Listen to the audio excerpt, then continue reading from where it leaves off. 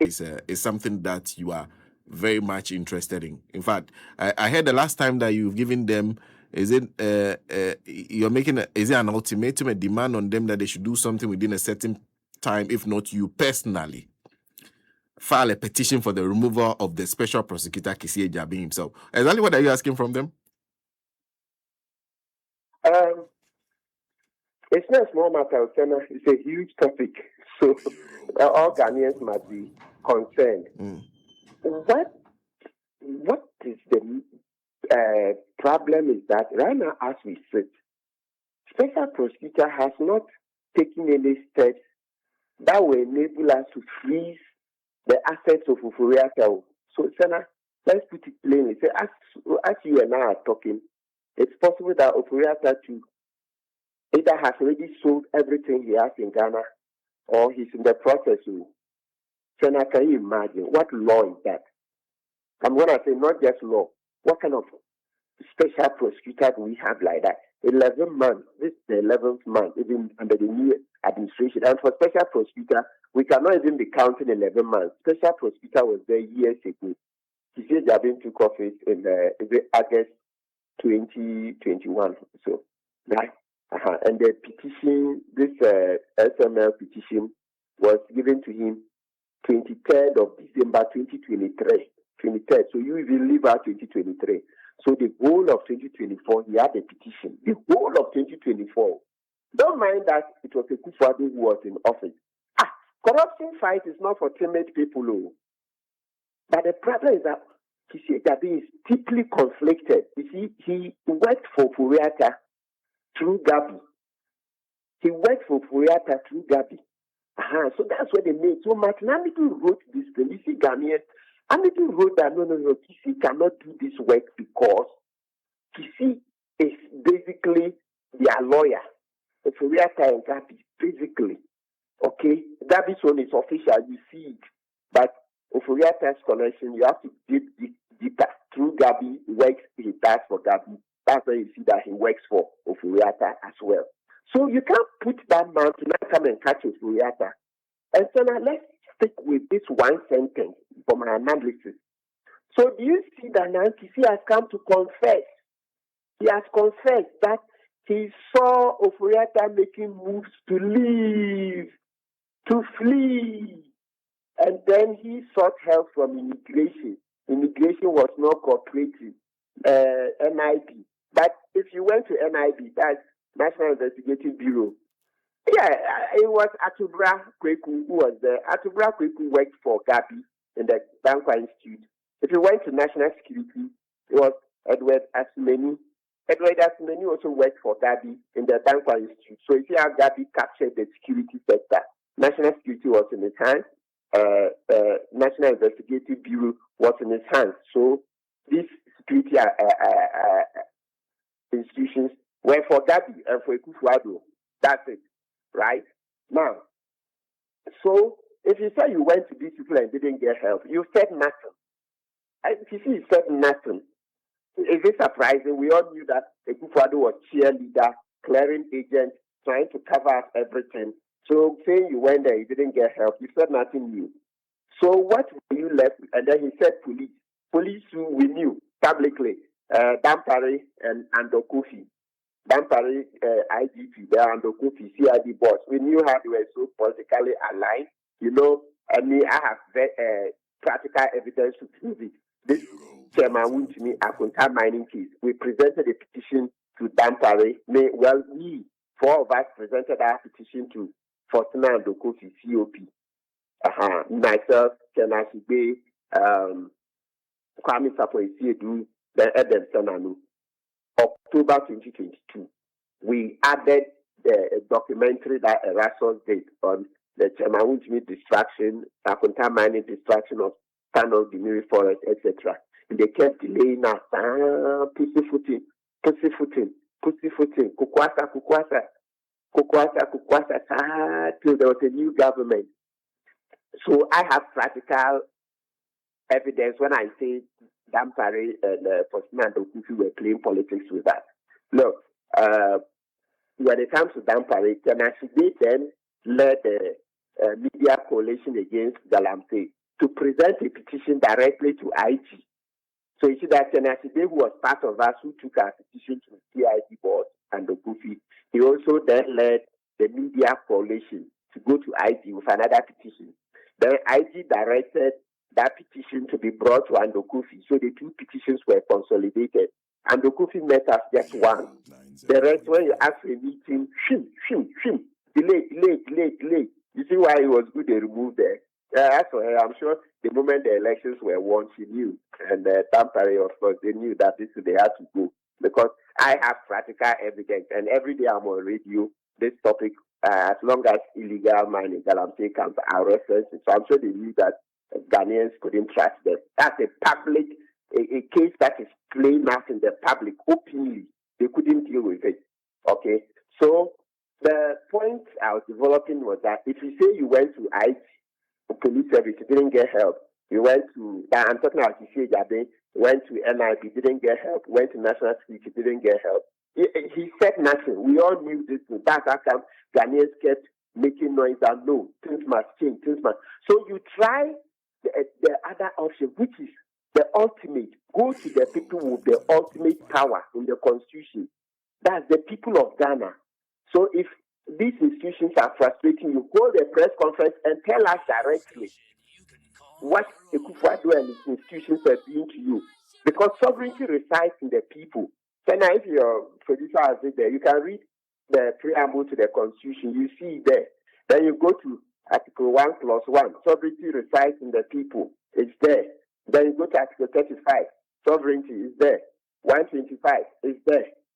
I'm sure perhaps there are other parts of the constitution you'll find sovereignty. Even if you don't see the word sovereignty resides in the people, you see other provisions that are showing that.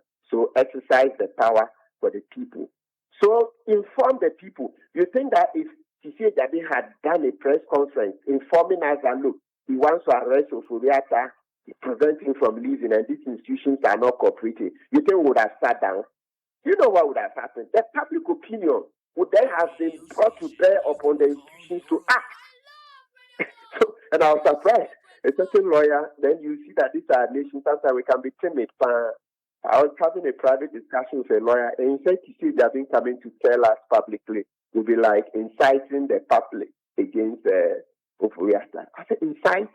You're looking for public opinion. Public opinion is one of the ways to shape public policy, because we don't have to wait till the next election. No.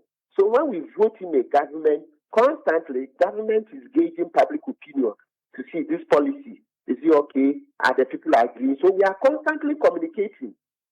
So when they say sovereignty resides in the people, the way the people exercise as one of the ways, apart from voting elections, is every day expressing their opinions on government decisions, public institutions, decisions, etc. So public opinion every day, government is looking for public opinion. What are the people saying? Because you are here to serve.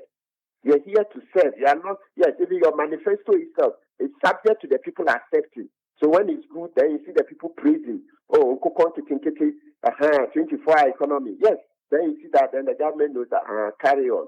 But in the same way, if you bring a policy which is not good, and people say, no way. So, for example, mining in the forest. You see how Akufo-Addo thought he was in charge. He will mine in forest. You see how finally we defeated him. You see, it took years. But as the years kept going, people became more savvy. More people became engaged in the conversation. And you see how eventually we defeated Akufo-Addo and the MPP with this fight against Galamsey. We said, no, you will no longer mine in the forest. Who could say that because we voted for Akufo-Addo for 4 years, he can do anything? No. You can do certain things, even though they appear legal, but a law can say go and do it. If the people say no, you can't do it, who bond up? Because the power resides in the people. The power resides there. But Kesi didn't want to lose anything. What Kesi had to do was to blast it. If he did a press conference and for the 1 month, remember we are talking about December 2024, after JM had won the election. So within this short time, Akufo-Addo, no matter what, they couldn't have done anything to remove Kesi Gabby. 1 month, you can't. Remember that to remove Kesi Gabby, it is similar to, it It is Article 146 proceeding. If you are removing Kesi Gabby, it is Article 146 like Justice Tokoluso. You have to lay charges, go through, and it's several months. You get it. So practically, Kesi had insulation. He had immunity. You couldn't remove him before JM comes into office.